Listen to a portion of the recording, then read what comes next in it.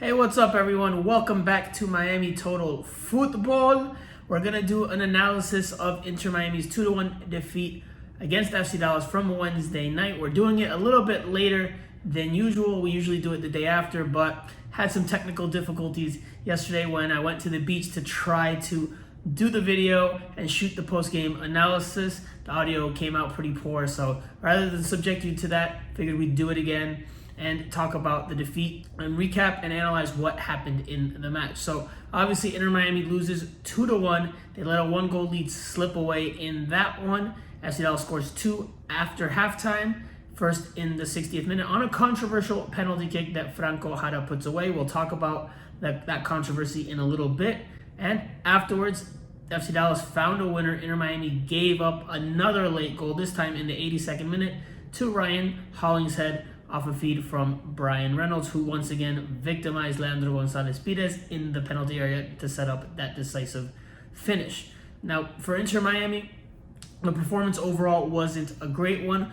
There was the goal in the first half that Gonzalo Higuain fed to Rodolfo Pizarro, a great through ball from Higuain to find the cutting Pizarro in the box, and the Mexican international was wide open and took a cool and composed finish into the back of the net to score his first goal in 11 matches, dating back to August. So a good strike for him to get that monkey off his back, and it allowed Inter Miami to take the lead in a game in which it wasn't playing very well. And Diego Alonso acknowledged that after the match. He said that Inter Miami's goal came when FC Dallas was having its best moments in the match, and that's part of why he went into a deeper block. He moved the team out of its normal high press that they had been using against FC Dallas and had them sit deeper in their own half after Inter Miami scored. He did it to adjust the defense and address the defense, which had been honestly giving up quite a few chances and a few looks. They were probably a bit lucky to not be behind on the scoreboard and to have the opportunity to take the lead, because FC Dallas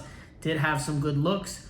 But that invitation, or that decision rather, to sit that far back was an invitation for FC Dallas to have even more of the ball than they did, and they sent in waves of attacks that ultimately led to the penalty kick on Leandro Gonzalez-Pires for the foul on Brian Reynolds. And obviously that's going to be a talking point. Was it a penalty kick?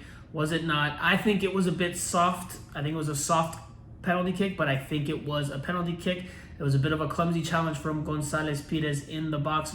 Brian Reynolds seemed to already be going down on replay before contact was made, but contact did exist, and it's hard to overturn when there is contact in the box. So I think it was a soft penalty kick, but a penalty kick nonetheless. Now, a bigger talking point for me in this one was not necessarily a penalty kick, although Diego Alonso did call that a game changer, and I agree that changed the momentum of the game, even though FC Dallas was having the better of the run of play. But to me, the bigger talking point in this one, or from this one, is Diego Alonso's decision to drop so far deep. You saw all 11 of Inter Miami players sit in their own half after they took the lead. Even Gonzalo Higuain was behind the ball for various moments as Inter Miami tried to address their defense. Now, like I said earlier, there had been opportunities for FC Dallas to break open the deadlock when the game was still 0-0, and they didn't do so because of poor finishing and a good save from John McCarthy. And Diego Alonso talked about the decision to go a bit more defensive and to have his team sit in a deeper defensive posture. He said he wanted to better limit the space in behind the midfield line, where FC Dallas was having good success moving the ball around, and in behind the defense. So there was a lot of space behind the defensive line, and Diego Alonso said he wanted to address that as well. El partido estaba abierto, nos estaban encontrando mucho espacio entre líneas, nos estaban corriendo mucho a la espalda de nuestros defensores.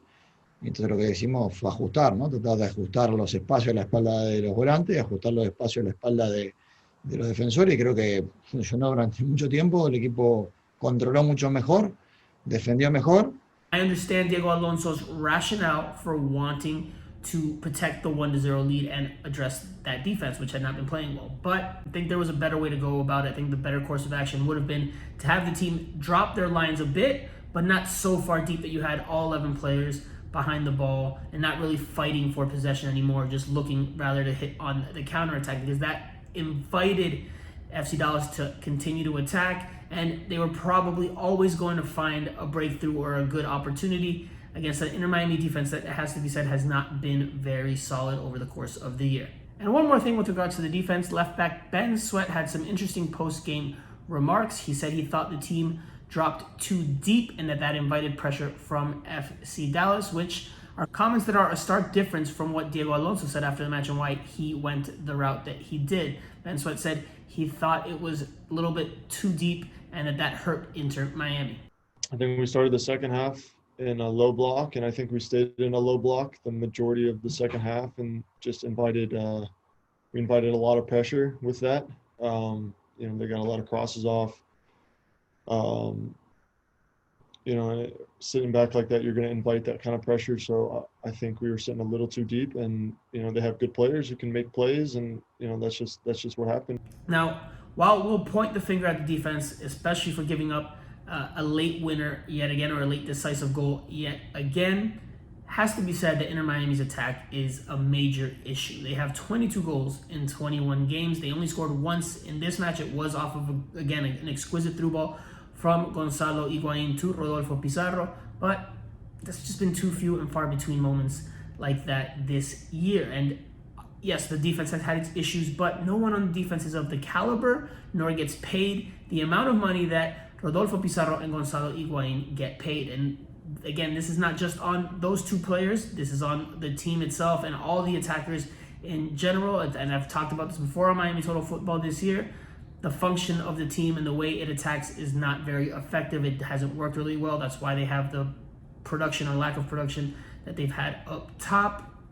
But Inter Miami needs to get more out of its star players, out of its big money, big name players, if they're going to make the playoffs. There's 2 matches left in the year, and they're going to need to score goals to get, or try to get, as many points as possible from these 2 games. 0-0 draws or 1-1 draws are not going to help them get maximum points from this one, the points that they're probably going to need to make the postseason. There was one more bit of bad news in this one for Inter Miami. Right back / center back Nicolas Figal left the game with a left leg injury, a lower left leg injury. Sources told me today, Friday in the morning, that Nicolas Figal suffered a muscular tear and will be out up to 4 weeks. Head coach Diego Alonso confirmed that during his press conference, his pre-match press conference on early Friday afternoon. So Figal will be out for a substantial amount of time. His season may very well be over unless Inter Miami makes a deep postseason run.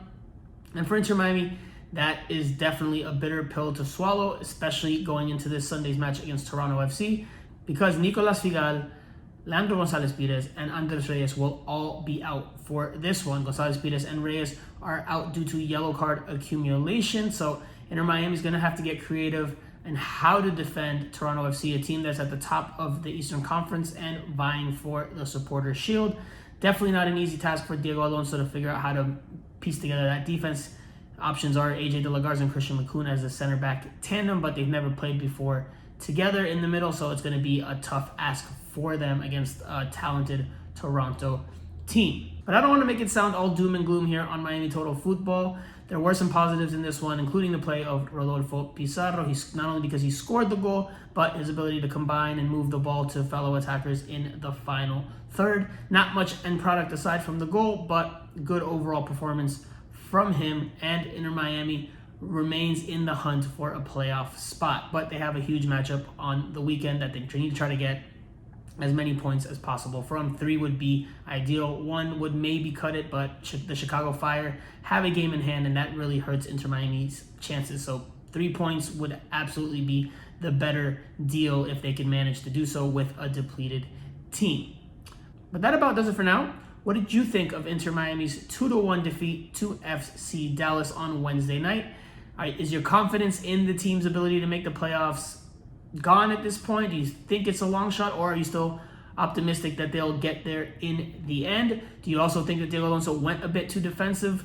Do you think Ben Sweat has a point with regards to the defensive posture and the inviting of pressure from FC Dallas? Let us know in the comments section below. And as always, don't forget to like, comment, share, and subscribe. I'm Franco Panizo, and we'll see you back here on the weekend.